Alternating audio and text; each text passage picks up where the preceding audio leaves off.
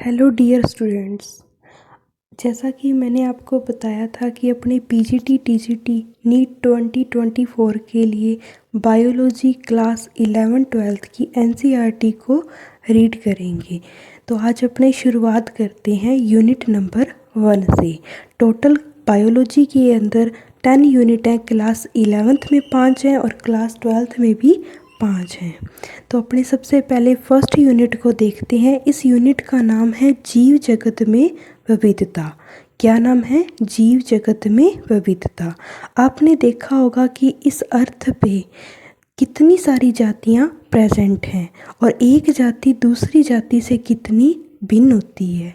ये भिन्नता को ही क्या बोलते हैं? विविधता। क्या बोलते हैं? विविधता।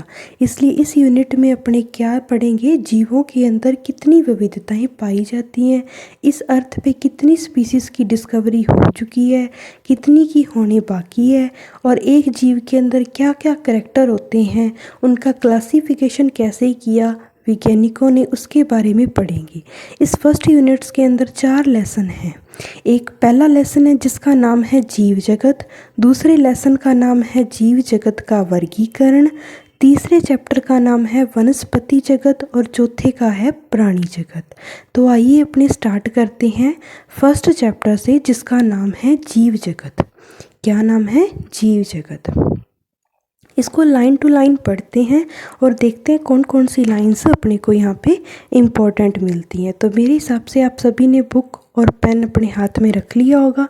जो जो लाइन्स में अंडरलाइन करूँ उसको आप कृपया ध्यान से सुनें और उसको अंडरलाइन खुद भी करें। जीव जगत में विविधता। जीव जगत कैसा निराला है। जीवों के विस्तृत प्रकारों की श्रृंखला विस्मयकारी है। असाधारण वासस्थान चाहे वे ठंडे पर्वत, पर्णपाती वन, महासागर, अलवणीय जल कौन सा होता है? जो मीठा जल होता है। तो वाटर 2 टाइप का होता है, एक फ्रेश वाटर होता है और एक मराइन वाटर होता है। जलीय झीलें, मरुस्थल अथवा गर्म झरनों जिनमें जीव रहते हैं। तो इस लाइन को देखते हैं। सबसे पहले कि इस लाइन में हमें क्या पता लगा। इस लाइन्स में हमें ये बताया गया है कि कोई जीव है ना, उसका आवास क्या है? भिन्न भिन्न हो सकता है। कोई ज़्यादा ठंडे एरिया में रह सकता है तो कोई ज़्यादा गर्म एरिया में, कोई फ्रेश वाटर में रह सकता है तो कोई मराइन वाटर में।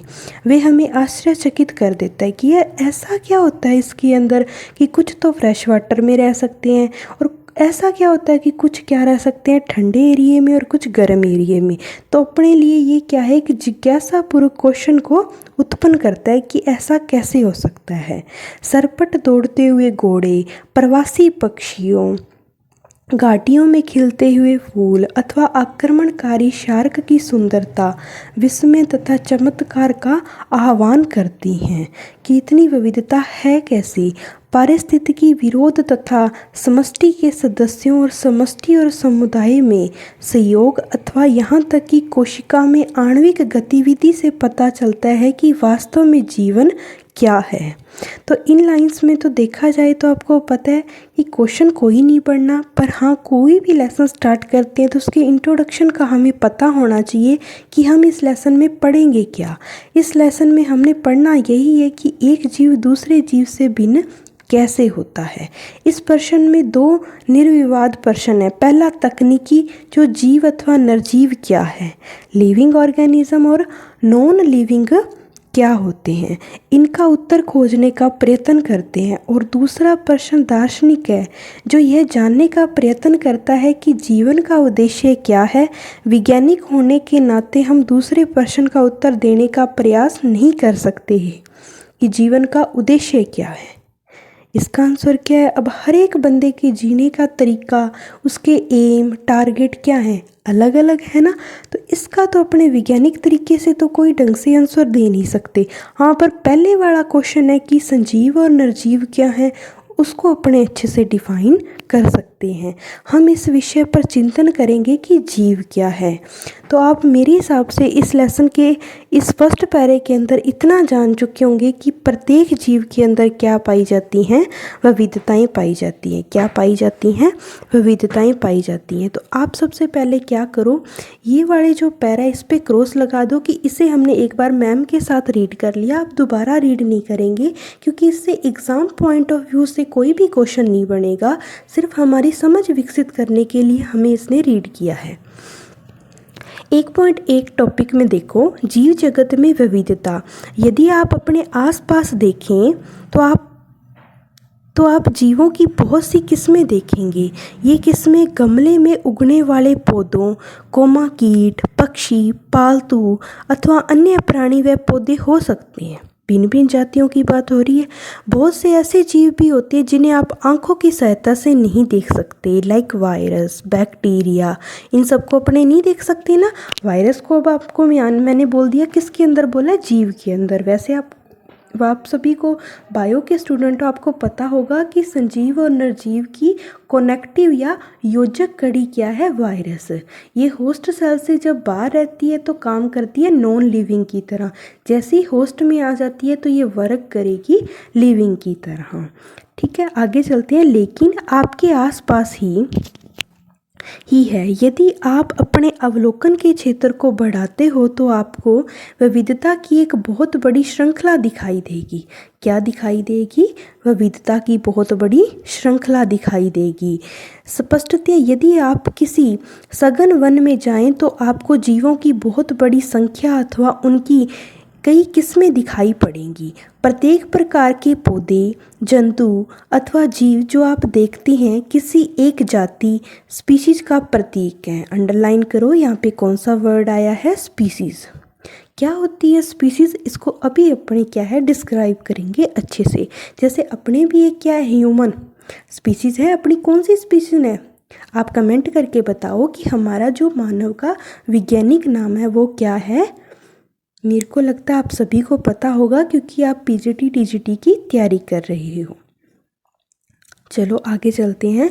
आप कमेंट करके बताना कि ह्यूमन का वैज्ञानिक नाम क्या है, नहीं तो अपने नेक्स्ट लेक्चर में से बताएंगे।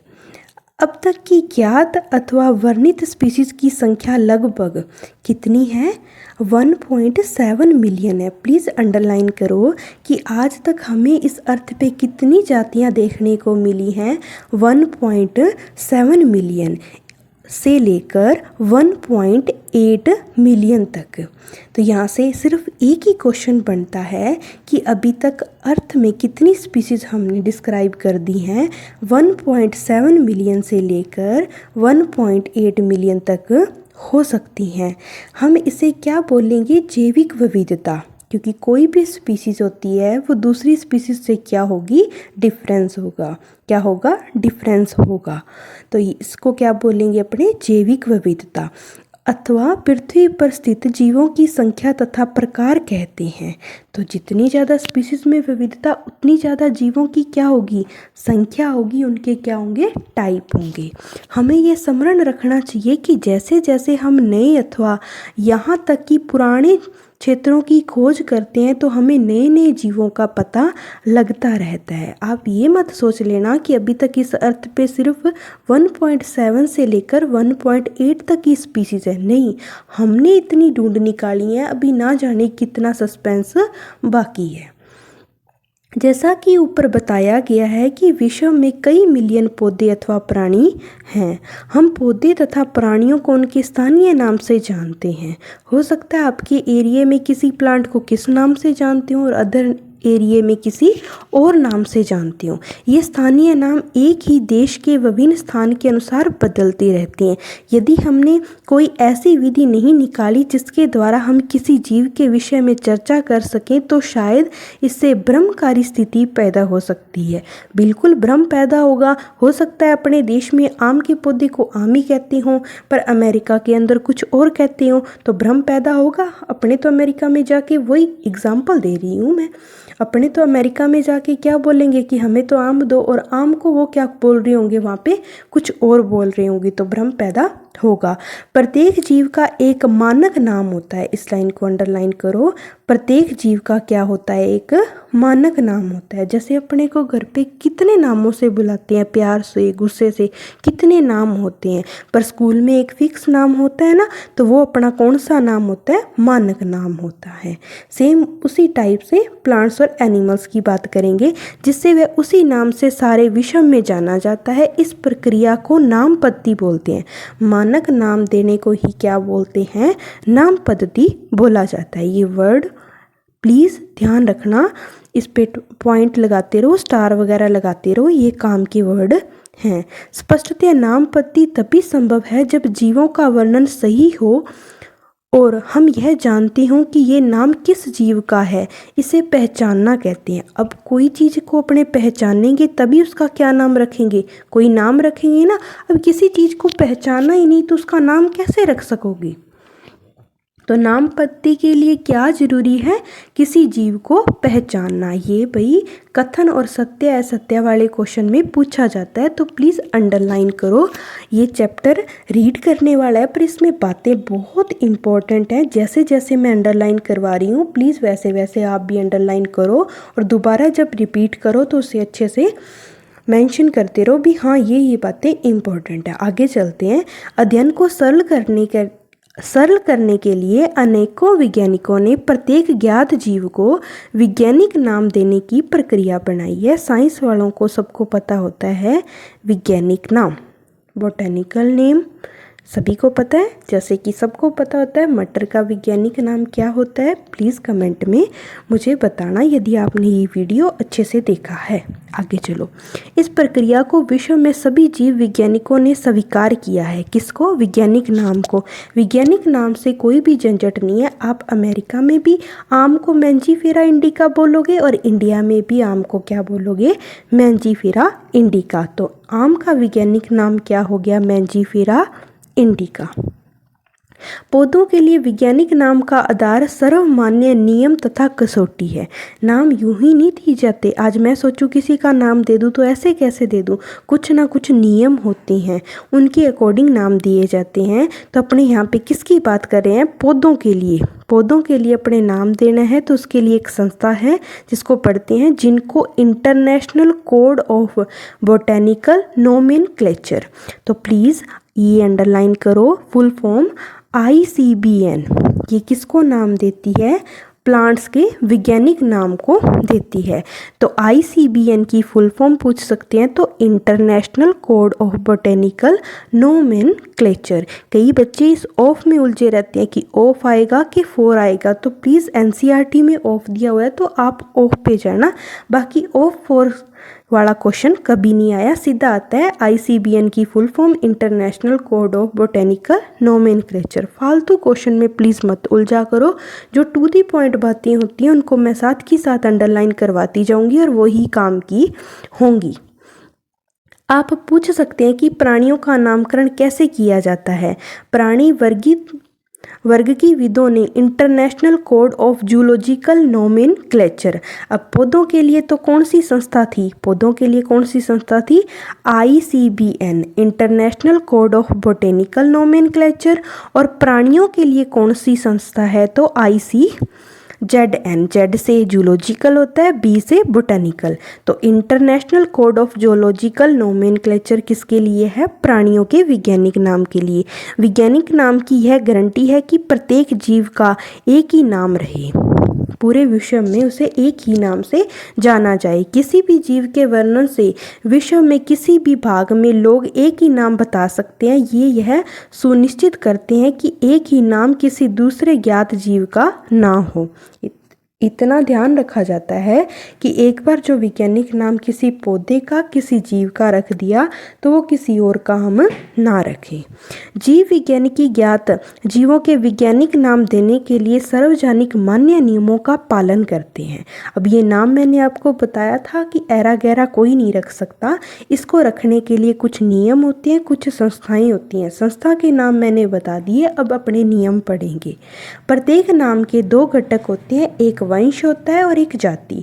एक को जीनस बोलते हैं और एक को स्पीशीज बोलते हैं। जैसे आपको पता होगा, आप किसी भी समाज में आते हो पर आप अपने नाम के पीछे कोई भी गर्ग या कुछ भी लगाते हो ना, तो वो तो होगी जाति। पर आप किस में आते हो, जो आपकी मेन कैटेगरी होती है, अभी गर्ग किस में आएंगे, जैसे बाणीय में आएंगे, वो आपकी क्या होती है, मान लो जीनस। और द एग्जाम्पल समझाने के लिए दिया है मैंने, ताकि आपको अच्छे से समझ आ जाए। इस प्राणी को जिसमें से दो नाम के दो घटक होते हैं उसे द्विनाम पद्धति कहते हैं। तो जिसके अंदर एक तो जीनस होती है और एक क्या होती है, स्पीशीज होती है। तो इस पद्धति को बोलते हैं द्विनाम पद्धति या द्विपदनाम पद्धति। तो मोस्ट इम्पोर्टेंट पॉइंट है कि जब भी वैज्ञानिक नाम दिया जाएगा तो वो किस पद्धति में दिया जाएगा, द्विपद नाम पद्धति। द्विपद का मतलब है इसमें दो पद है, एक जीनस है और एक स्पीशीज है। इस नामकरण प्रणाली को कैरोलस लीनियस ने सुझाया था। किसने दिया था, कैरोलस लीनियस ने। मोस्ट इम्पोर्टेंट लाइन और एग्जामिनर का फेवरेट क्वेश्चन मेरे हिसाब से, इस पे 3-4 स्टार तो होने ही चाहिए कम से कम, कि द्विनाम पद्धति किसने दी है, कैरोलस लीनियस ने। किसने दी है, कैरोलस लीनियस ने। चलो भाई आगे चलो। इसका उपयोग सारे विश्व के जीव वैज्ञानिक करते हैं। दो शब्दों वाली नामकरण प्रणाली बहुत सुविधाजनक है। आओ आपको आम के उदाहरण द्वारा वैज्ञानिक नाम देने की विधि को समझाएं।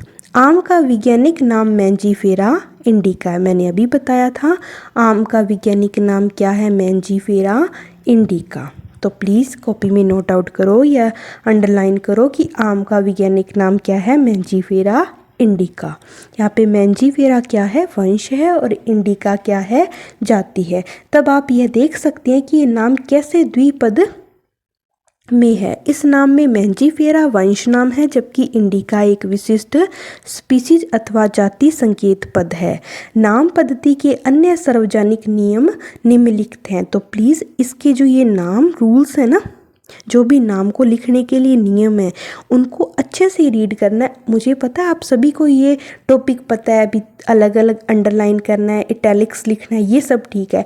बट एग्ज़ाम में ऐसा क्वेश्चन आता है कि अपने इजी से इजी क्वेश्चन में थोड़ा सा डाउट होने लग जाता है। तो एक एक वर्ड प्लीज़ मेरा ध्यान से सुनना कि कुछ नियम क्या क्या हैं। कि जैविक नाम प्राय लैटिन भाषा में होते हैं। तो किस में होते हैं, लैटिन भाषा में होते हैं। अब कोई भी जो भी नाम वगैरह दिए होते हैं वो सारे लैटिन भाषा में क्यों है, इंग्लिश हिंदी में क्यों नहीं है, इसका रीज़न भी आप मेरे को कमेंट बॉक्स में प्लीज़ बताना। तो जैविक नाम प्राय लैटिन भाषा में होते हैं और तिरछे अक्षरों में लिखे जाते हैं। ओहो हो, कितनी इम्पोर्टेंट लाइन है। लैटिन भाषा में होते हैं और कैसे लिखने हैं, तिरछे अक्षरों में लिखते हैं। इनका उद्भव चाहे कहीं से भी हुआ हो, इन्हें लैटिनीकरण अथवा इन्हें लैटिन भाषा का डेरिवेटिव समझा जाता है। ये लाइन है, इसको बहुत लोग समझ नहीं पाते, प्लीज़ इसको समझो। ये स्टेटमेंट में आ जाती है सत्य असत्य में। इनका उद्भव चाहे कहीं से भी हो, कहीं से भी, इन्हें मानेंगे क्या अपने, लैटिनीकरण अथवा इन्हें लैटिन भाषा का डेरिवेटिव व्युत्पन्न समझा जाएगा। नेक्स्ट सेकंड क्या है इनका रूल, जैविक नाम से पहले शब्द वंश नाम का, जबकि दूसरा शब्द जाति संकेत को रिप्रेजेंट करता है। पहला वंश को बताता है, दूसरा किसको बताता है, जाति को बताता है। तो दो रूल समझ में आ गए। थर्ड है, जैविक नाम को जब हाथ से लिखते हैं तब दोनों हाथों को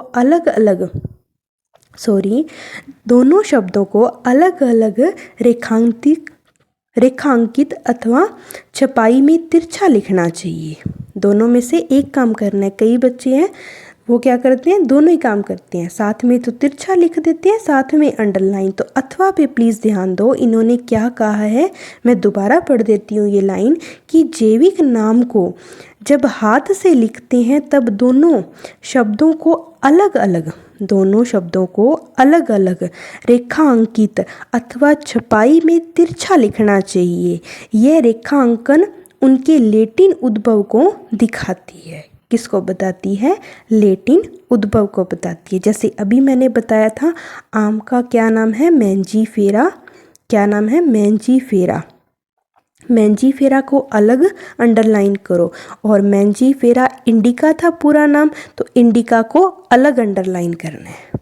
आगे समझ मेरे हिसाब से सभी बच्चों को पता लग गया होगा। चौथा रूल पढ़ लो, पहला अक्षर जो वंश नाम को बताता है वह बड़े अक्षर में होना चाहिए। मोस्ट इम्पॉर्टेंट लाइन कि जो जीनस होता है उसका जो फर्स्ट लेटर होता है वो कैसा होना चाहिए, कैपिटल होना चाहिए। कैसा होना चाहिए, कैपिटल होना चाहिए। मेरे साथ साथ बोला करो, जीनस का बड़ा अक्षर पहला अक्षर कैसा होना चाहिए, बड़ा होना चाहिए, कैपिटल होना चाहिए बस। जबकि जाति संकेत पद में छोटा अक्षर होना चाहिए।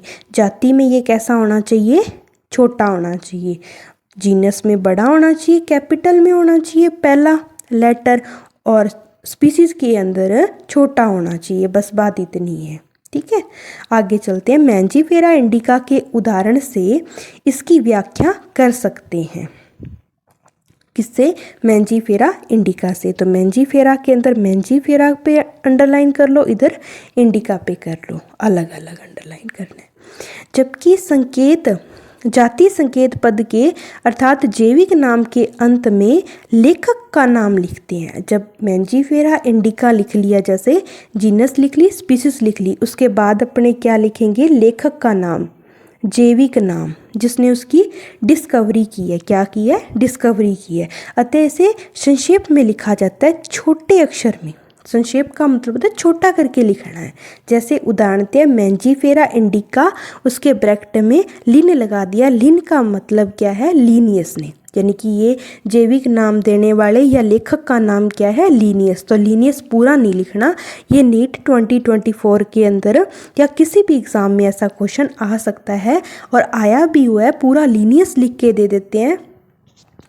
तो यह स्टेटमेंट में ऐसे पूछ लेते हैं कि हर स्टेटमेंट में ऐसे बोल देते हैं कि मान लो एक वंश दे दिया, एक जीनस दे दिया, और पीछे ऐसे कह देते हैं लेखक का नाम ना लिख के वो दे देते हैं लीनियस। लीनियस तो हर किसी के पीछे लीनियस नहीं लगेगा, जिसने इसकी डिस्कवरी की है वो नाम लगेगा। जिस मैंने डिस्कवरी की है तो मेरा ब्रैकेट में नाम आएगा, लीनियस ने डिस्कवरी की है तो लीनियस का नाम आएगा।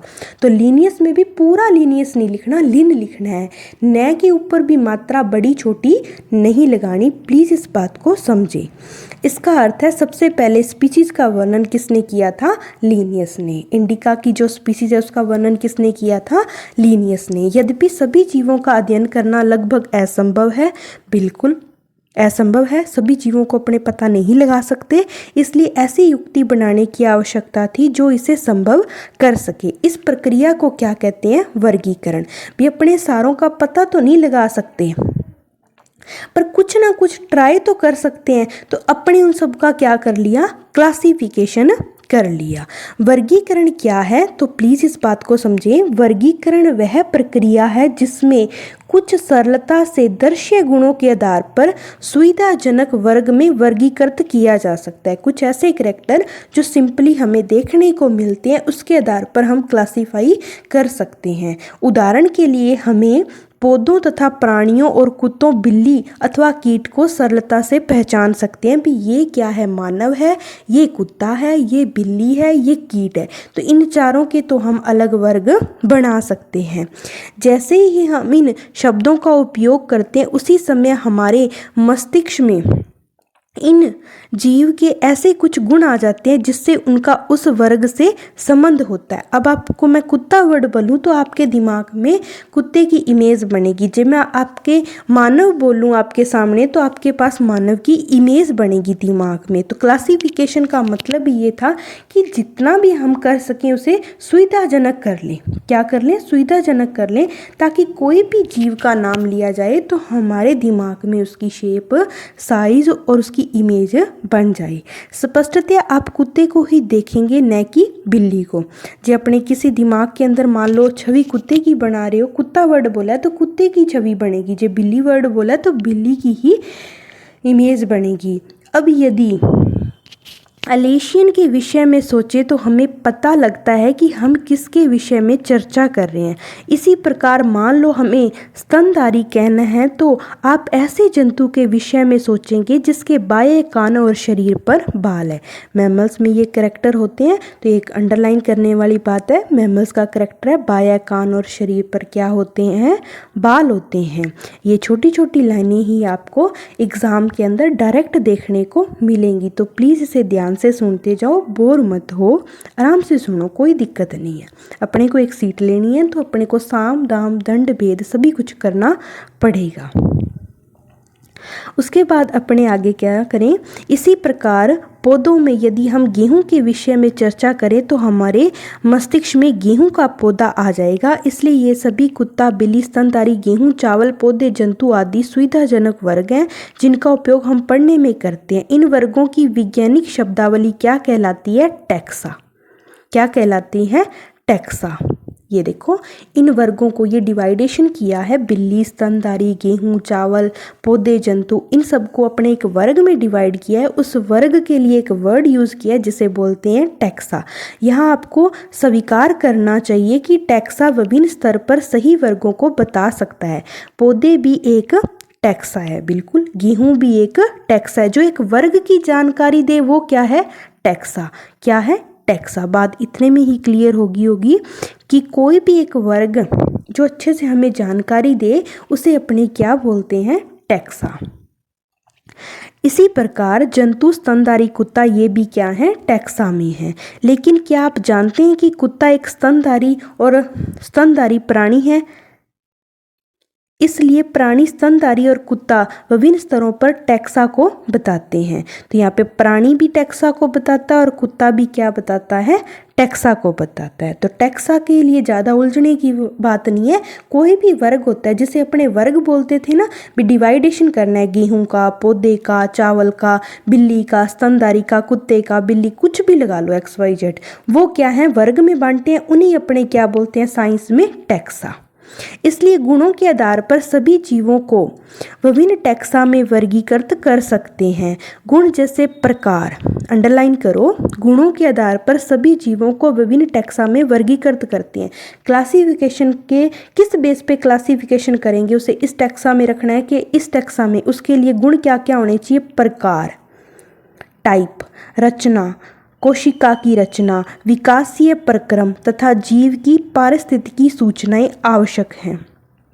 ये आधुनिक वर्गीकरण अध्ययन के आधार हैं। मोस्ट इम्पोर्टेंट लाइन है, आधुनिक वर्गीकरण जो न्यू क्लासिफिकेशन किया है वो किस बेस पे हुआ है, इसके आपको मुंह जवानी वर्ड याद होने चाहिए। कौन कौन से, एक तो प्रकार, एक तो क्या याद रखोगे आप, प्रकार। दूसरा क्या याद रखोगे, रचना। प्रकार, रचना, कोशिका की रचना। प्रकार, रचना, कोशिका की रचना। विकासीय प्रक्रम, ठीक है, विकासीय प्रक्रम तथा विकास की पारिस्थितिकी सूचनाएं, विकास जीव की पारिस्थितिकी सूचनाएं। तो 1 2 3 4 5 आधार हैं आधुनिक वर्गीकरण के बेस के। कौन कौन से, मेरे साथ साथ रिपीट करो प्लीज, प्रकार, रचना, कोशिका की रचना, विकासीय प्रक्रम, जीव की पारिस्थितिकी सूचनाएं। ये किसके आधार हैं, आधुनिक वर्गीकरण के आधार हैं। तो ये पैरा आपके लिए क्या हो गया, इम्पोर्टेंट। और इसको आपको क्या करना है, MTR का मतलब होता है मारो टिका के रट्टा। आपको पता है बायोलॉजी के अंदर समझ के साथ साथ जिसकी मेमोरी अच्छी है वो ही अच्छा स्कोर कर पाता है। तो आपको रट्टा भी मारना है, जॉब लगना है तो सभी कुछ करना पड़ेगा, कोई लंबी चौड़ी बात नहीं है, सारी दुनिया करती आई है, हम भी करेंगे। इसलिए विशेषीकरण, पहचान का मतलब होता है अभिज्ञान, वर्गीकरण तथा नाम पद्धति आदि ऐसे प्रक्रम हैं जो क्लासिफिकेशन के आधार हैं। यानी कि अपने क्लासिफिकेशन या वर्गीकरण विज्ञान के कुछ आधार भी और भी हैं। देखो, विशेषीकरण, पहचानोगे तभी उसका नाम करोगे, फिर उसको क्या कर दोगे, क्लासीफाई, फिर उसका क्या दे दोगे, नाम। ये पेपर में ऐसे क्वेश्चन आता है कि ये पूरे स्टेप कैसे चलते हैं। सबसे पहले अपने किसी भी जीव का क्या करेंगे, पहचान करेंगे। सबसे पहले उसकी क्या करेंगे भाई, पहचान करेंगे, ठीक है। पहचान करने के बाद उसको क्या कर देंगे, वर्गीकरण, फिर क्या देंगे, नाम पद्धति। तो ये सीक्वेंस ऐसे ही आपको याद रखना है कि किसी का भी वर्गीकरण करना है कोई भी जीव का, तो सबसे पहले विशेषीकरण पहचान, ये विशेषीकरण पहचान के अंदर ही आ जाता है। यदि अलग पूछे तो ठीक है, विशेषीकरण कोमा पहचान है तो अपने पहले विशेष परिस्थितियों में देख लेंगे फिर पहचान कर लेंगे, नहीं तो विशेषीकरण पहचान का मतलब है सबसे पहले अपने उसकी पहचान करनी है कि ये जीव कौन सा है, फिर वर्गीकरण और बाद में क्या करनी है, नाम पद्धति आदि ऐसे प्रक्रम प्रणाली हैं जो वर्गीकरण विज्ञान के आधार हैं। वर्गीकरण कोई नई नहीं है। वर्गीकरण क्लासिफिकेशन पुरानी बात है, बस उसमें कुछ चेंजेस ही तो किए हैं। मानव सदैव विभिन्न प्रकार के जीवों के विषयों में अधिकाधिक जानने का प्रयत्न करता रहा है। मानव की तो जिज्ञासु प्रवृत्ति है, वो हमेशा से किसी न किसी को जानने की इच्छा रखता है, जीवों के विषय में हो या किसी भी चीज़ में। आज अपने भी कोई टॉपिक छेड़ते हैं तो अपने भी जिज्ञासा है कि यार ये चैप्टर ख़त्म होने के बाद इस पे एमसीक्यू कैसे आते हैं, थोड़ा सा मैडम इतना और कर देना, जैसे आज क्लास ली है और कल इस लेसन पे एमसीक्यू करवा दे, तो मतलब मेरी जिज्ञासा ख़त्म हो जाए भी अच्छा ये टॉपिक आते हैं, ऐसे ऐसे टाइप के क्वेश्चन आते हैं और मुझे इस तरीके से इस बुक को रीड करना है। तो आप अपने सुझाव कमेंट में देना कि अपने एक लेसन करके दूसरे दिन उसी लेसन के एमसीक्यू कर लिया करें, या आगे नेक्स्ट पहले चैप्टर ही करें बाद में एमसीक्यू करें, जैसे आपको ठीक लगे अपने वैसे ही कर लेंगे, कोई चक्कर नहीं है। विशेष रूप से उनके विषय में जो उनके लिए अधिक उपयोगी हैं। तो अपने ज़्यादा जानकारी कहाँ लेते हैं, कहाँ पंगे लेते हैं, जहाँ पे अपना कोई स्वार्थ छुपा हो, भी जहाँ पे अपने लिए कोई चीज़ उपयोगी हो ना, वहाँ तो अपने पूरी जी जान लगा देते हैं भी आखिर ये हुआ तो हुआ क्यों। आदि मानव को अपनी मूलभूत आवश्यकताएं जैसे भोजन, कपड़े तथा आश्रय के लिए नए नए स्रोत खोजने पड़ते थे, इसलिए विभिन्न जीवों के वर्गीकरण का आधार उपयोग पर भी आधारित है। मोस्ट इंपॉर्टेंट लाइन है, छुपी हुई लाइन है जो जल्दी से दिखती नहीं है। तो विभिन्न जीवों के वर्गीकरण का आधार उपयोग है या नहीं है, तो बिल्कुल है कि हमारे लिए क्या चीज़ उपयोगी है, हम उसको पूरा प्रयास करते हैं, जिज्ञासा आती है हमारे मन में कि ये चीज़ हमारे लिए उपयोगी है, तो इसके बारे में अच्छे से हम जान लें, तो उपयोग भी आधार है। तो ये पैरे को तो प्लीज़ नीट के पॉइंट ऑफ व्यू से तो मोस्ट इम्पोर्टेंट है, तो आप प्लीज़ इसे अच्छे से रीड करना। ना पहली बात तो समझ ना आने वाली तो इसमें कोई बात ही नहीं है, बट नहीं आता तो क्वेश्चन यही है, पहले पहचान, वर्गीकरण, नाम पद्धति, उपयोग, ये कुछ टर्म है। प्रकार, रचना, कोशिका की रचना, विकासीय प्रक्रम, जीव की पारिस्थितिकी सूचनाएं, तो ये वर्ड्स तो मेरे हिसाब से आप सभी को समझ आ गए होंगे। काफ़ी समय से मानव विभिन्न प्रकार के जीवों के विषय में जानने और उनकी विविधता सहित उनके संबंध में रुचि लेता रहा है, बिल्कुल रहा है।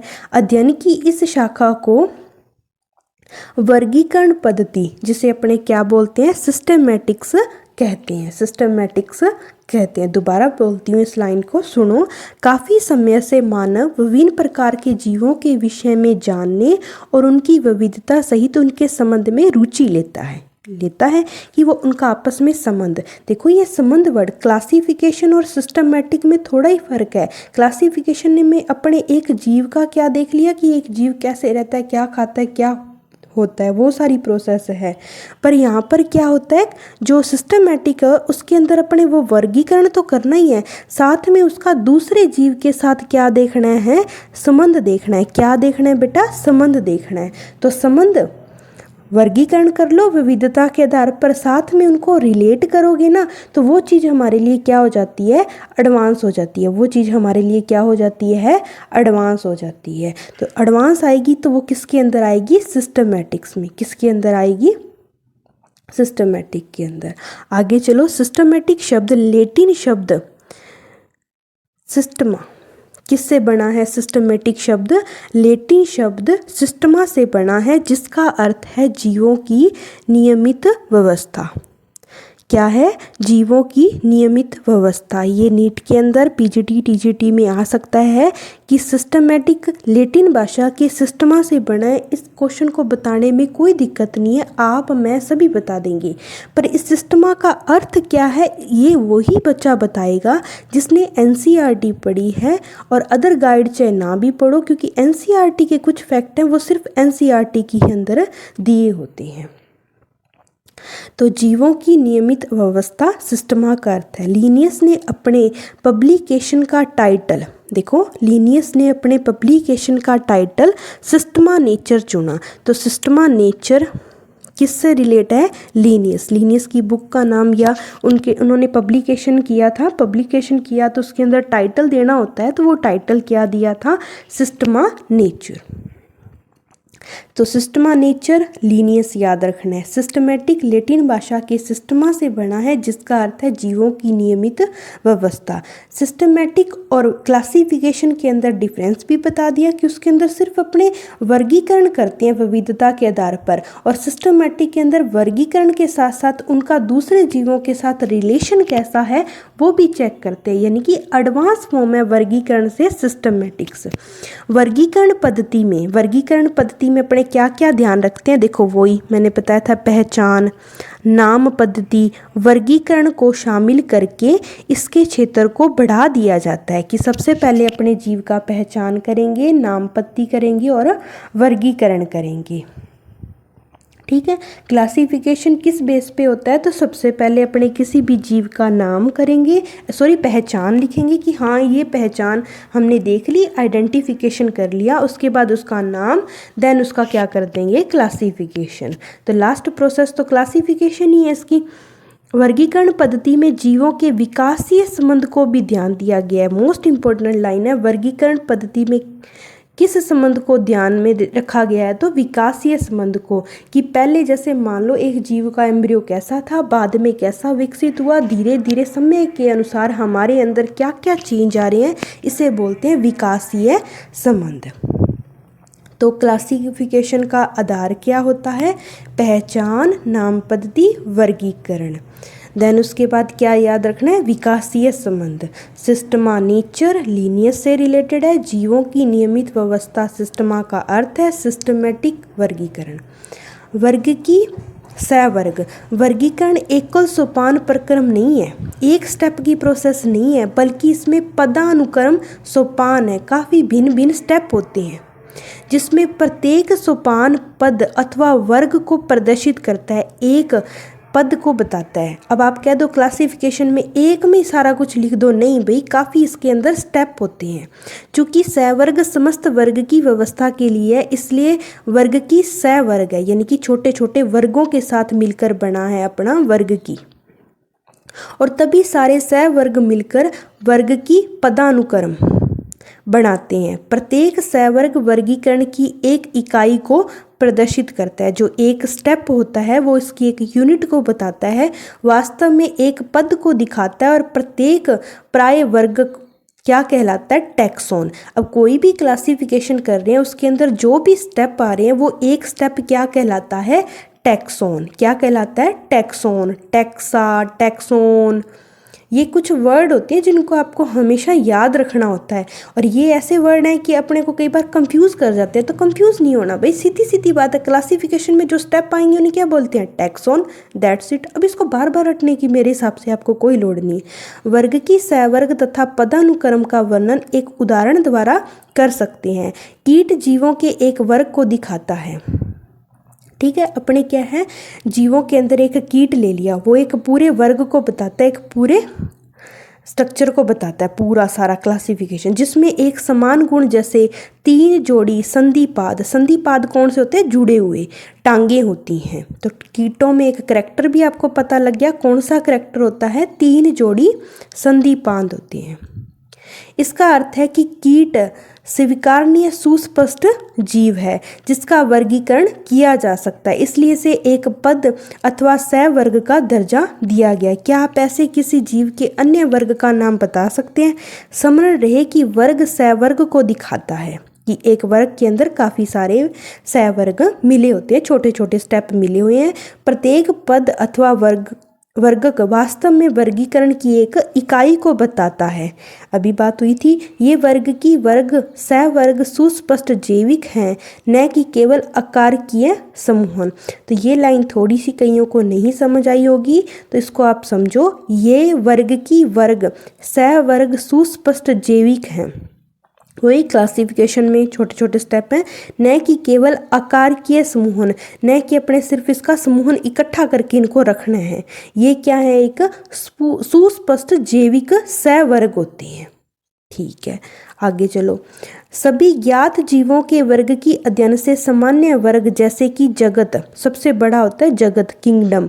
किंगडम के बाद आते हैं संघ, जिसे फाइलम बोलते हैं, अथवा भाग पौधों के लिए। याद रखना कि जो फाइलम होता है वो किन के लिए बोलते हैं, अपने एनिमल्स के लिए, और जो डिवीज़न वर्ड होता है वो किसके लिए यूज़ करते हैं, अपने प्लांट के लिए। तो भाग को इंग्लिश में क्या बोलते हैं, डिवीज़न। उसके बाद क्लास आएगी, उसके बाद ऑर्डर आएगा, फैमिली, जीनस, स्पीसीज का विकास होता है। तो आप ये सीक्वेंस, ये जो हायरार्की का सीक्वेंस है, प्लीज़ उसे याद करो। सबसे बड़ा किंगडम, फाइलम, फाइलम किसके लिए आता है, एनिमल्स के। यदि प्लांट की बात करेंगे तो division, then class, class order, family, genus, species. पौधों तथा प्राणियों दोनों में स्पीसीज सबसे निचले सहवर्ग में आती है। सबसे लास्ट स्टेप कौन सा होता है, स्पीसीज का। अब आप ये प्रश्न पूछ सकते हैं कि किसी जीव को विभिन्न सहवर्गों में कैसे रखते हैं। इसके लिए मूलभूत आवश्यकता व्यष्टि अथवा उसके वर्ग के गुणों का ज्ञान होता है। आपको यदि किसी के वर्ग के जीव का कोई भी वर्ग है, उसके गुणों का ज्ञान होगा तभी उसके अंदर आप रखोगे, नहीं तो कैसे रखोगे। ये समान प्रकार के जीवों तथा अन्य प्रकार के जीवों में समानता तथा भिन्नता को पहचानने में सहायता करती है। तो इससे अपने किसकी सहायता होती है, समानता और भिन्नता का पता लगता है एक जीव की दूसरे जीव से। अब अपने पढ़ते हैं स्पीसीज। स्पीसीज यानी कि जाति। वर्ग के अध्ययन में जीवों के वर्ग जिसमें मौलिक समानता होती है, अंडरलाइन करो, मौलिक समानता किसके अंदर होती है, स्पीसीज, उसे स्पीसीज कहते हैं। हम किसी भी स्पीसीज को उसमें समीपस्थ संबंधित स्पीसीज से उनके आकारकीय भिन्नता के आधार पर उन्हें एक दूसरे से अलग कर सकते हैं। जैसे अपनी स्पीसीज और कुत्तों की स्पीसीज में क्या होता है, फर्क होता है, तो इस बेस पे अपने इसको क्या कर सकते हैं, अलग कर सकते हैं। हम इसके लिए मैंजीफेरा इंडिका आम, सोलेनम ट्यूबरोसम, आलू का वैज्ञानिक नाम याद कर लो, सोलेनम ट्यूबरोसम। तो कहाँ आलू और कहाँ आम, तो ये दोनों को अपने कैसे क्लासीफाई किया, स्पीसीज के बेस पे। तथा पैंथ्रोलियो, शेर का वैज्ञानिक नाम क्या होता है बेटा, पैंथ्रोलियो के उदाहरण लेते हैं। इन सभी तीनों में इंडिका, ट्यूबरोसम और लियो जाति संकेत पद है। यहाँ पे मैंजीफेरा इंडिका में इंडिका, सोलेनम ट्यूबरोसम के अंदर ट्यूबरोसम, पैंथ्रोलियो के अंदर लियो। ये तीनों किसको इंडिकेट करते हैं, जाति को। जबकि पहले शब्द मैंजीफेरा, सोलेनम और पैंथ्रा वंश के नाम को बताते हैं। यह टैक्सा अथवा सहवर्ग का भी निरूपण करते हैं। तो एक टैक्सा भी बन गया क्योंकि एक स्टेप हो गया ये। तो स्टेप को ही क्या बोलते हैं, अपने टैक्सा। प्रत्येक वंश में एक अथवा एक से अधिक जाति संकेत पद हो सकते हैं। ठीक है, जो विभिन्न जीवों जिनमें आकारकीय गुण समान होते हैं को दिखाते हैं। उदाहरणतः पैंथरा में एक अन्य जाति संकेत पद है जिसे टिग्रिस कहते हैं। देखो अब पैंथरा के अंदर एक तो लियो आ गई, एक टिग्रिस भी आ सकती है। तो इसका क्या मतलब है कि एक जीनस में काफ़ी सारी स्पीसीज हो सकती है। सोलेनम वंश के अंदर अभी क्या आया था, आलू के अंदर सोलेनम ट्यूबरोसम, वैसे क्या आ सकता है, सोलेनम नाइग्रम। ठीक है, उसके अलावा सोलेनम वंश में नाइग्रम और एक वर्ड हो रहा है, एक जाति है जिसका नाम क्या है, मेलोजेना। ये क्या आ गई, सोलेनम के अंदर, यानी कि जीनस के अंदर काफ़ी सारी स्पीसीज आ सकती हैं। मानव भी जाति सेपियंस है। ये मैंने अभी पहला क्वेश्चन ही किया था जब अपने लेक्चर स्टार्ट हुआ था कि मानव की स्पीसीज बताओ, तो सेपियंस। तो पता लगा कि मैंने आपको वहाँ पे क्यों नहीं बताया था। जो होमो वंश में रखी है, तो होमो हमारा क्या है, वंश, तो पूरा ह्यूमन का नाम क्या बन गया, होमो सेपियंस। इसलिए मानव का वैज्ञानिक नाम क्या है, होमो सेपियंस। तो पैंथरा के अंदर लियो आती है, ठीक है। टिग्रिस आती है, सोलेनम के अंदर ट्यूबरोसम आती है, नाइग्रिम आती है, मेलाजेना आती है, ये सारी होगी। अब अपने आगे पढ़ते हैं जीनस। क्या पढ़ते हैं? जीनस। सबसे लास्ट स्टेप होता है वो होता है स्पीसीज का, स्पीसीज से ऊपर होती है जीनस। अपने जीनस के बारे में पढ़ेंगे। वंश में संबंधित स्पीसीज का एक वर्ग आता है, ठीक है, जिसमें स्पीसीज के गुण अन्य वंश में स्थित स्पीसीज की तुलना में समान होते हैं। आपको एक बात बता दूं, जैसे जैसे अपने ये जो क्लासिफिकेशन या हायरार्की में नीचे से ऊपर जाएंगे वैसे वैसे अपने करैक्टर हैं वो कम मेल खाएंगे, यानी कि क्या है, करैक्टर्स में डिफरेंस ज़्यादा आ जाएगा। जैसे ही अपने ऊपर से नीचे आते हैं, यानी कि अपने किंगडम, फाइलम, यहाँ से लेकर अपने order, class, family, genus, species नीचे की ओर आएंगे, वैसे वैसे अपने करैक्टर क्या एक दूसरे जीवों से मिलने लग जाते हैं। तो प्लीज़ ये बात भी आप नोट रखना। वंश में संबंधित स्पीसीज का एक वर्ग आता है जिसमें स्पीसीज के गुण अन्य वंश में स्थित स्पीसीज की तुलना में समान होते हैं। हम कह सकते हैं कि वंश समीपस्थ संबंधित स्पीसीज का एक समूह है। तो इसके अंदर ज़्यादा कोई माथापच्ची नहीं करनी, सिर्फ यही आपको लाइन याद रखनी है, सॉरी, ये वाली लाइन ही आपको यहाँ पर क्या याद रखनी है कि वंश समीपस्थ संबंधित स्पीसीज का एक समूह है। इसके अंदर काफ़ी सारी स्पीसीज होती है, जैसे अभी मैंने सोलेनम के अंदर बताया था, सोलेनम ट्यूबरोसम, सोलेनम नाइग्रिम, सोलेनम मेलाजेना। तो ये सारे क्या आ जाते हैं, स्पीसीज एक समूह के अंदर आ जाती हैं। किसके अंदर? जीनस के अंदर। उदाहरणतः आलू, टमाटर तथा बैंगन।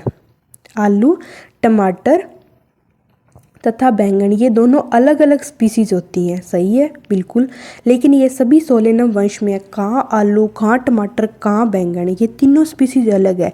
पर इनका यदि पूछ ले आपसे वंश कौन सा है, तो आप क्या बताओगे? सोलेनम। क्या बताओगे? सोलेनम। तो एक क्वेश्चन और भी तैयार हो गया कि सोलेनम के अंदर आलू भी आता है, टमाटर भी आता है, बैंगन भी आता है, ठीक है। उसके बाद शेर, पैंथरा लियो, चीता, पैंथर, ये देखो वैज्ञानिक नाम, चीते का वैज्ञानिक नाम क्या है? पैंथर पारडस, तथा पैंथर टिग्रिस। इसमें बहुत से गुण होते हैं, वे सभी पैंथरा वंश में आते हैं। तो इनका वंश तो सबका पैंथरा है, पर इनके अंदर स्पीसीज एक शेर हो गया, एक चीता हो गया। शेर के लिए लियो आ गया, चीता के लिए पारडस आ गया। तो जितने भी वंश होते हैं उनमें काफ़ी सारी स्पीसीज का समूह होता है। ये वंश दूसरे वंश फैलिस, जिसमें बिल्ली आती है, उन सबसे भिन्न है। तो आपको ये चीज़ भी पता लगी है कि ये क्या है? फैलिस। फैलिस एक जीनस होती है। सबसे पहले तो आपको ये पता लग गया। इस लेसन में ये नहीं याद नहीं रहता कि कौन सी जीनस है, कौन सी ऑर्डर है, कौन सी फैमिली है। तो इसका एक ही इलाज है, इसको बार बार रिपीट करना है, और कोई तरीका नहीं है। आप यदि ट्रिक से भी याद करोगे तो थोड़े टाइम तक याद रहेगा, अपने को लॉन्ग टाइम तक याद रखना है। तो वंश फैलिस के अंदर क्या आता है? बिल्ली आता है, आपको इतना याद रखना है। और कैनेडी में क्या आता है ये आप कमेंट करके बता देना। कुल यानी कि फैमिली। तो आपको थोड़ा आइडिया होगा, अपने नीचे से ऊपर चल रही हैं। सबसे लास्ट में अपने स्पीसीज से ऊपर जीनस से ऊपर क्या चली है? फैमिली। अलग सवर्ग कुल है जिसमें संबंधित वंश आते हैं। तो जीनस में क्या आती थी? स्पीसीज, ठीक है। जीनस में क्या आती थी? स्पीसीज आती थी। वैसे फैमिली में क्या आएंगी? जीनस आएंगी। वंश स्पीसीज की तुलना में कम समानता प्रदर्शित होती है। मैंने ऊपर बताया, अभी बताया था कि ऊपर जाएंगे तो समानता क्या होगी? कम होगी। कुल के वर्गीकरण का आधार पौधों के कायक तथा जनन गुण है।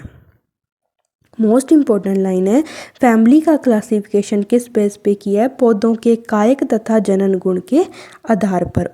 उदाहरण के रूप में पौधों में 3 विभिन्न वंश सोलेनम, पिटूनिया तथा धतूरा को किस फैमिली के अंदर रखा है?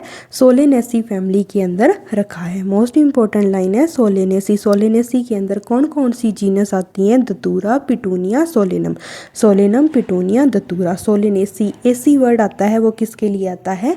फैमिली के लिए आता है। किसके लिए आता है? फैमिली के। सोलेनेसी के अंदर सोलेनम, धतूरा और पिटूनिया हमने रखा है।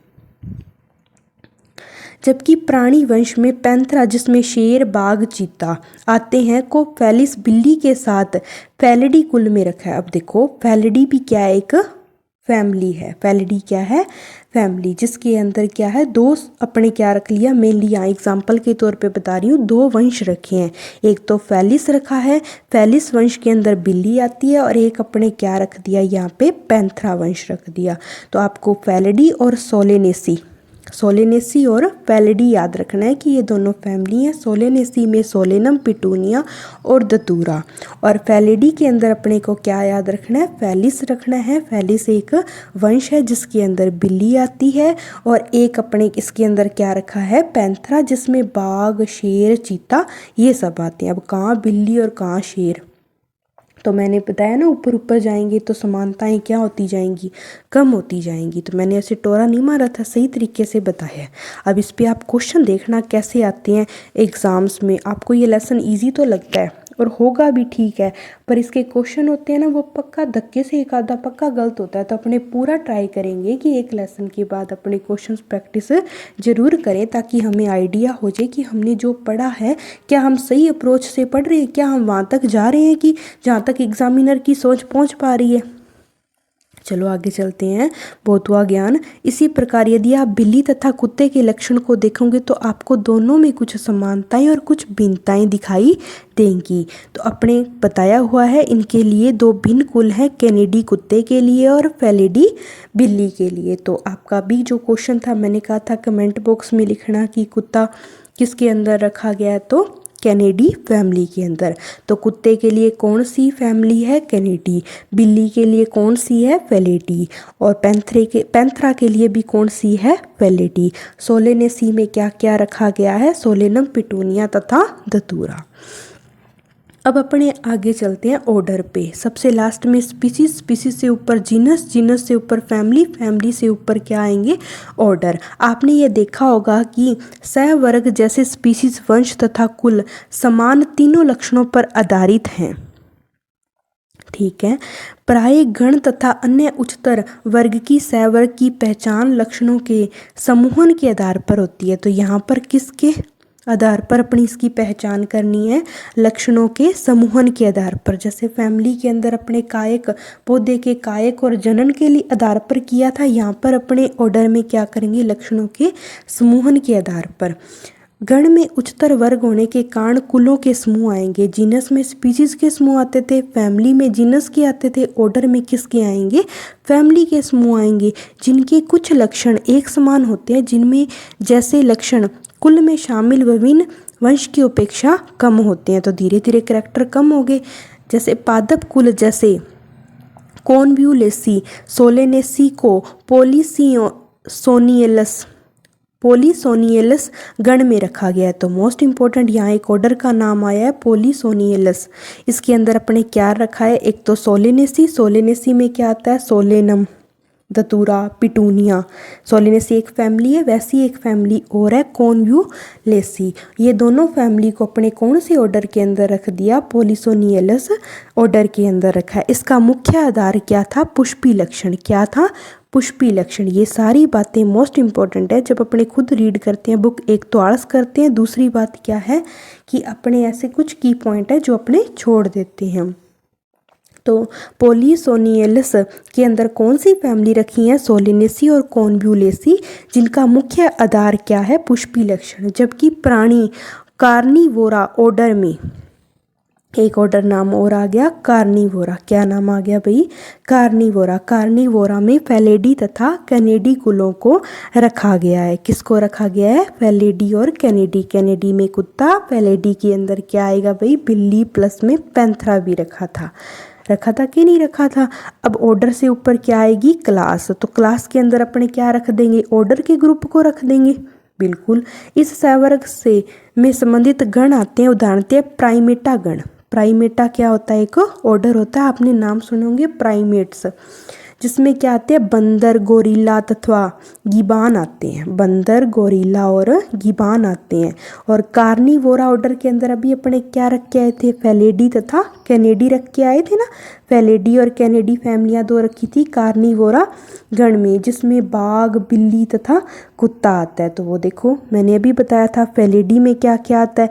फेलिडी में एक तो शेर आ गया और एक बिल्ली, और कैनिडी में आ गया कुत्ता। इनको मिलाकर क्या बना दिया, कार्निवोरा ऑर्डर। तो कार्निवोरा ऑर्डर हो गया। प्राइमेटा ऑर्डर में बंदर, गोरिल्ला और गिबान आ गए। को मेमेलिया वर्ग में रखा है। तो प्राइमेटा और कार्निवोरा ऑर्डर दोनों को इकट्ठा करके कौन सी क्लास में डाल दिया, मैमल्स में। तो मैमल्स में प्राइमेट ऑर्डर भी आते हैं और कार्निवोरा ऑर्डर भी आते हैं। इसके अतिरिक्त मेमेलिया वर्ग में अन्य ऑर्डर भी आते हैं। ऐसे नहीं है कि मेमेलिया क्लास, सबसे पहले तो आपको याद होना चाहिए कि मैमल्स मेमेलिया क्या होती है, कि क्लास होती है। इसमें ऐसे नहीं है कि सिर्फ प्राइमेट और क्या रखे, कार्निवोरा। इसके अंदर और भी ऑर्डर आते हैं, पर अपने एग्जाम्पल में क्या दिया है, कार्निवोरा। कार्निवोरा के अंदर क्या आते हैं, फेलिडी और कैनिडी। फेलिडी में क्या आते हैं, बिल्ली और बाघ आते हैं। कैनिडी में क्या आता है, कुत्ता आता है। ठीक है। इसके अतिरिक्त तो ममेलिया वर्ग में अन्य गण भी आते हैं। अब ऊपर चलो, अब क्लास से ऊपर क्या आता है भाई, फाइलम आता है। अब फाइलम के अंदर सारी क्लासों को इकट्ठा कर देंगे, वर्ग, जिसमें जंतु जैसे मछली, उभयचर, उभयचर होते हैं एम्फीबियंस, मेंढक होते हैं ना, पानी के अंदर भी रहते हैं और स्थल पे भी रहते हैं, सरीसृप, पक्षी तथा स्तनधारी आते हैं। तो फाइलम में तो यही होते हैं। अगले उच्चतर सहवर्ग जिसे संघ कहते हैं का निर्माण करते हैं। इन सभी को एक समान गुणों जैसे नोटोकोड तथा पृष्ठीय खोखला तंत्रिका तंत्र होने के आधार पर कोडेटा संघ में रखा गया है। तो कोडेटा संघ में क्यों रखा गया इन्हें, क्योंकि इनके पास क्या प्रेजेंट थी, नोटोकोड तथा पृष्ठीय खोखला तंत्रिका तंत्र।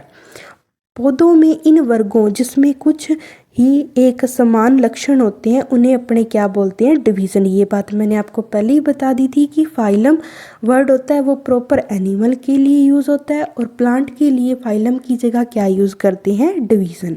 कोडेटा में किन्हें रखते हैं, जिनके पास रीढ़ की हड्डी यानी कि नोटोकोड तथा पृष्ठीय खोखला तंत्रिका तंत्र प्रेजेंट होता है। ये हायरार्की देख लो एक आरोही क्रम के अंदर। आरोही का मतलब क्या होता है, छोटे से बड़े की ओर। जगत, फाइलम, क्लास, ऑर्डर, फैमिली, वंश, जीनस। अब कई बच्चे कह देते हैं नहीं मैम ये तो अवरोही क्रम में। नहीं भाई, एरर देखो, छोटे से कहाँ जा रहे हैं, बड़े की ओर। लास्ट फाइलम है, सबसे बड़ा आ गया अपना, फाइलम नहीं सॉरी, सबसे जो हेड स्टेप है वो हो गया किंगडम। जंतु के वर्ग की तंत्र में विभिन्न संघों के सभी प्राणियों को उच्चतम सहवर्ग जगत में रखा गया है, जबकि पादप जगत में विभिन्न भाग डिवीजन के सभी पौधों को रखा गया है। तो इसके अंदर जितना कुछ भी डिवीजन वाला मटेरियल है, फाइलम वाला है, वो सारा इकट्ठा करके क्या बना दिया, किंगडम बना दिया। विभिन्न संघों के सभी प्राणियों को एक अलग जगत एनिमेलिया में रखा गया है, जिससे कि उन्हें पौधों से अलग किया जा सके। पौधों को प्लांटी, तो एनिमेलिया और प्लांटी दो किंगडम हो गए। प्लांट्स की बात होगी तो प्लांटी में रख देंगे, एनिमल्स की बात होगी तो एनिमेलिया में। भविष्य में हम इन दो वर्गों को जंतु तथा पादप जगत कहते हैं, बिल्कुल कहते हैं। इनमें स्पीसीज से लेकर जगत तक विभिन्न वर्ग की सहवर्ग को आरोही क्रम में दिखाया गया है। ये सहवर्ग हैं, यद्यपि वर्ग की वैज्ञानिकों ने इस पदानुक्रम में उप सहवर्ग भी बताए हैं। इसमें विभिन्न टैक्सा का उचित वैज्ञानिक स्थान देने में सुविधा हुई है, बिल्कुल सुविधा हुई है। ये पूरे स्टेप टू स्टेप चल रही है तो इजीली अपने समझ पा रहे हैं। ऑर्डर का नाम लेते हैं तो दिमाग में आता है हाँ ऑर्डर क्लास का समूह हो गया, इस टाइप से। चित्र 1.1 में पदानुक्रम को देखा गया है कि आप इस व्यवस्था के आधार का स्मरण कर सकते हैं। उदाहरण के लिए जैसे जैसे हम स्पीसीज से जगत की ओर जाते हैं वैसे ही समान गुणों में कमी आती है। ये बात तो मेरे को लगता है मैं कब से गीत गा रही हूँ कि जैसे ही हम इस हायरार्की में ऊपर की ओर जाते हैं तो हमारे लक्षणों में क्या आती है, कमी आती है, यानी कि समानता में कमी आएगी। लक्षणों के समानता में क्या आएगी, कमी। सबसे नीचे जो टैक्सा होगा उसके सदस्यों में सबसे अधिक समान गुण होंगे, वो है क्या, स्पीसीज, यानी कि स्पीसीज में सबसे ज़्यादा समानताएं होंगी। जैसे जैसे उच्चतर सहवर्ग की ओर जाते हैं उसी स्तर पर अन्य टैक्सा के संबंध में निर्धारित करने अधिक कठिन हो जाता है, इसलिए वर्गीकरण की समस्या और भी जटिल हो जाती है। अब ज़्यादा कॉम्प्लेक्स तो होएगी चीज़ें। तालिका 1.1 में कुछ सामान्य जीवों जैसे घरेलू, मक्खी, मानव, आम तथा गेहूं के विभिन्न वर्ग की सहवर्गों को दिखाया गया है। तो ये पढ़ने से पहले मैं आपको बता दूं, इसके लिए आपको क्या करना पड़ेगा, MTR। इसकी एक एक लाइन को आप कैसे करके मर्जी ही गोल सकते हो। क्या कर सकते हो, गोड़ो, पीओ इसको। जैसे कि सामान्य नाम में मानव, मानव का वैज्ञानिक नाम क्या है, होमोसेपियन। वंश कौन सा है, होमो। कौन सा है, होमो। इसकी फैमिली कौन सी है, होमोनिडी। ऑर्डर कौन सा है, प्राइमेट। प्राइमेट पहले भी किसी का ऑर्डर था, बताओ किसका है, प्लीज़ बताओ, कमेंट में करके बताना मेरे को। प्राइमेट में क्या क्या आते हैं, क्या मैं सही बोल रही हूँ, बंदर, गोरिल्ला, गीबान आते हैं या नहीं आते। क्लास कौन सी थी, मैमेलिया। कार्निवोरा ऑर्डर को, प्राइमेट्स को इकट्ठा करके कौन सी क्लास के अंदर रखा गया है, मैमेलिया के अंदर रखा गया है। यस या नो, यस। और इनका जो संघ फाइलम कौन सा है, कोर्डेटा। कौन सा है, कोर्डेटा। तो मानव के लिए होमोसेपियन उसका वैज्ञानिक नाम है, वंश होमो है, फैमिली होमोनिडी है, गण प्राइमेट है, क्लास मैमेलिया है, और उसके बाद फाइलम लास्ट वाला अपने क्या करना है, कोर्डेटा। घरेलू मक्खी का वैज्ञानिक नाम मस्का डोमेस्टिका है, मस्का वंश है। जैसे होमिनिडी फैमिली थी किसकी, मानव की, वैसे घरेलू मक्खी की कौन सी है, म्यूसिडी, डी लगाए। वहाँ पे ऑर्डर कौन सा था, प्राइमेट। घरेलू मक्खी का कौन सा है, डिप्टेरा। मानव के लिए क्लास मैमेलिया, यहाँ पे कौन सी है, इंसेक्टा। कौन सी है, इंसेक्टा। ठीक है, वहाँ पे ऑर्डर कौन सा था, कोर्डेटा। यहाँ पे ऑर्डर कौन सा है, ऑर्थोपोडा या आर्थोपोडा, जो भी आपको ठीक लगे, प्रोनाउंसिएशन में कोई दिक्कत नहीं है, आपको याद होना चाहिए, आर्थोपोडा। आम का नाम क्या है, मैंजीफेरा इंडिका, जिसमें वंश क्या है, मैंजीफेरा। फैमिली कौन सी है, अनार, एनाकार्डिएसी। क्या नाम है, एनाकार्डिएसी। ऑर्डर कौन सा है, सेपिडेलस। कौन सा है, सेपिडेलस। क्लास कौन सी है, डाइकोलिडन, यानी कि द्विबीजपत्री। उसके बाद इसका फाइलम पूछे तो एंजियोस्पर्म। एंजियोस्पर्म का ये स्पीसीज है। उसके बाद गेहूं, गेहूं का वैज्ञानिक नाम टिट्रिकम एस्टिवम। क्या नाम है, टिट्रिकम एस्टिवम। वंश कौन सा है, टिट्रिकम। फैमिली कौन सी है, पोएसी। ऑर्डर कौन सा है, पोएलस। क्या बोलते हैं, पोएलस। गेहूं कैसा होता है, एक बीजपत्री, मोनोकोटिलिडन। और फाइलम कौन सा है इसका सबसे लास्ट में, एंजियोस्पर्म। क्या है, एंजियोस्पर्म। मैं एक बार फिर रिपीट कर देती हूँ, मानव में होमोसेपियंस, होमो वंश है, होमिनिडी फैमिली है, प्राइमेट ऑर्डर है, क्लास मैमेलिया है, कोर्डेटा संघ है। घरेलू मक्खी में मस्का डोमेस्टिकागली का नाम है वैज्ञानिक, वंश मस्का है। फैमिली क्या होगी इसकी, म्यूसिडी होगी। ऑर्डर डिप्टेरा होगा। वर्ग क्या होगा इसका, इंसेक्टा होगा। और इसे रखा किसके अंदर है, ऑर्थोपोडा में। आम मैंजीफेरा इंडिका, मैंजीफेरा इसका वंश है। इसकी फैमिली का नाम एनाकार्डिएसी, एनाकार्डिएसी। ठीक है, उसके बाद इसका ऑर्डर सेपिडेलस। कौन सा ऑर्डर है इसका, सेपिडेलस। डाइकोटिलिडन, द्विबीजपत्री, एंजियोस्पर्म। गेहूं के लिए क्या याद रखना है, टिट्रिकम एस्टिवम, टिट्रिकम वंश, फैमिली पोएसी, ऑर्डर पोएलस, वर्ग मोनोकोटिलिडन, और एंजियोस्पर्म का ये संघ में रखे गए हैं। तो मेरे हिसाब से मैंने ये चैप्टर को अच्छे से रीड करा दिया। आप इस चैप्टर को अच्छे से देखो, उसके बाद अपने क्या करेंगे, इस लेसन के अपने को क्वेश्चन प्रैक्टिस करनी है। Thank you so much.